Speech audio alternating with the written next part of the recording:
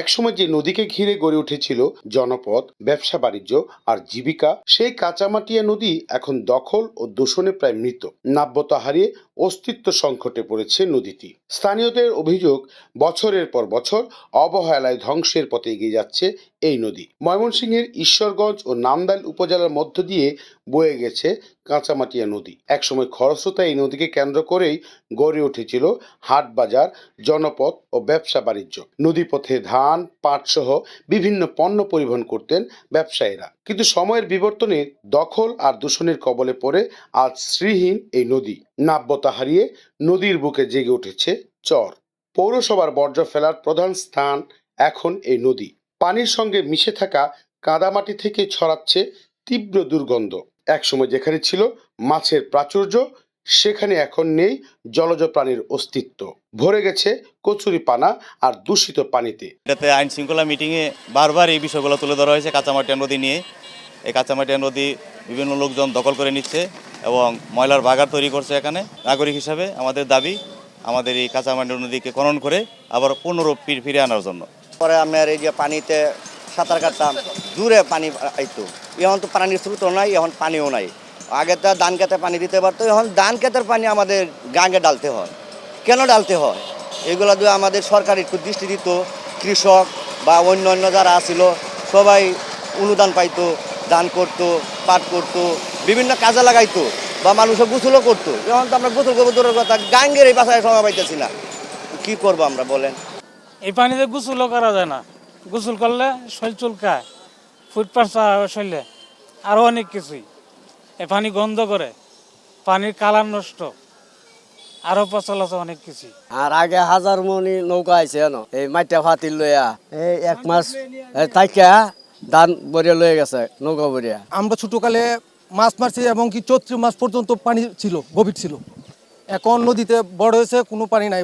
এটার মধ্যে বড় বড় পাটের ধানের জাহাজ আসছে, এসে ঘাটের মধ্যে রাখছে, আবার লেবারে এই মাল টাল ডেলিভারি করছে, আমদানি রপ্তানি হয়েছে। তো আশেপাশে মানুষ আছে, তারাও জাল জালি লিয়া মাছ মারছি, আমরাও মাছ মারছি। আর এই নদীর মধ্যে এখন বর্তমানে মাছ মারবো দূরের কথা, একটা দার্গিরা মাছ পর্যন্ত নাই। এই নদীর উৎপত্তির ফলে ঈশ্বরগঞ্জের উৎপত্তি হয়েছে, কিন্তু এখন এই কাঁচামাটিয়া নদী অলরেডি বিলুপ্তি পর্যায়ে নাই বলতে ভরাট হয়ে গেছে।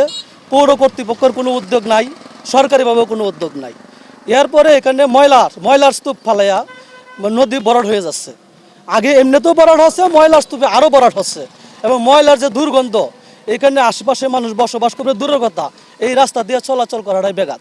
যে পৌরসভা নিজেই ময়লা ফেলে একদম পুরা নদী ভরাট করে ফেলতেছে। দিনের বেলা হেঁটে যাওয়া যায় না, প্রচুর দুর্গন্ধ, ধোঁয়ায় আচ্ছন্ন হয়ে যায় পুরা বাজার। হ্যাঁ, পৌরসভা নিজেই রক্ষক হয়ে বক্ষকে কাজ করতেছে। আমরা চাই এটার থেকে একটা পরিত্রাণ, নদীকরণ করা হোক। স্থানীয়দের অভিযোগ, নদী দখল আর অপরিকল্পিত বর্জ্য ব্যবস্থাপনার কারণেই এমন অবস্থার সৃষ্টি হয়েছে। এতে শুধু পরিবেশ নয়, জীববৈচিত্র্য ও জনস্বাস্থ্যেরও হুমকির মুখে পড়েছে। হারুয়াতে আমাদের ময়লা ফেলার জন্য একটা জায়গা অধিগ্রহণের উদ্যোগ আছে, প্রস্তাব আছে। আমরা সেই জায়গায় ময়লাটা নেওয়ার এবং সেখানে প্রতিস্থাপন করার যে উদ্যোগ, সেটা আমাদের চলমান আছে। যেহেতু এখানে অনেকগুলো দপ্তর সংশ্লিষ্ট, সুতরাং দপ্তরগুলোর সাথে আমাদের নিয়মিত যোগাযোগ আছে। আমরা চেষ্টা করছি ময়লাটা এখানে না ফেলে যাতে হারুয়ায় আমাদের একটা নির্ধারিত জায়গা করার এবং সেই জায়গাটাতে যাতে আমরা ফেলতে পারি, এটা আমাদের চেষ্টা চলমান আছে, আমরা উদ্যোগ গ্রহণ করেছি।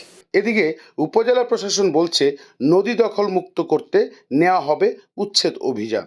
পাশাপাশি পুনঃখননের জন্য পানি উন্নয়ন বোর্ডের কাছে পাঠানো হয়েছে প্রস্তাব। ইয়ার সিএস অনুযায়ী আমাদেরকে মাপতে বলা হয়েছে, এটা মনে হয় মাপ চলমান আছে। যেগুলো উচ্ছেদের জন্য দরকার পড়ে, যদি আমরা উচ্ছেদ নথি প্রেরণ করে উচ্ছেদ করার ব্যবস্থা নিব। দ্বিতীয় আরেকটা চিঠি আমি ইস্যু করেছিলাম পানি উন্নয়ন বোর্ডকে, এটা খননের জন্য। এখন পর্যন্ত কোনো উদ্যোগ নেওয়া হয়নি, তবে আমি একটা চিঠি করেছি উপজেলা প্রশাসনের পক্ষ থেকে, এইটুকু ব্যবস্থা নেওয়া হয়েছে। একসময় প্রাণবন্ত এই নদী আজ মৃতপ্রায়। শুধু আশ্বাস নয়, প্রকৃতির ভারসাম্য রক্ষা ও জীববৈচিত্র্যে ফিরিয়ে আনতে দ্রুত কার্যকর পদক্ষেপ চায় ঈশ্বরগঞ্জবাসী। পরিবেশ রক্ষায় এখনই উদ্যোগ না নিলে হারিয়ে যেতে পারে কাঁচামাটিয়া নদীর অস্তিত্ব, এমন আশঙ্কা বিশেষজ্ঞদের।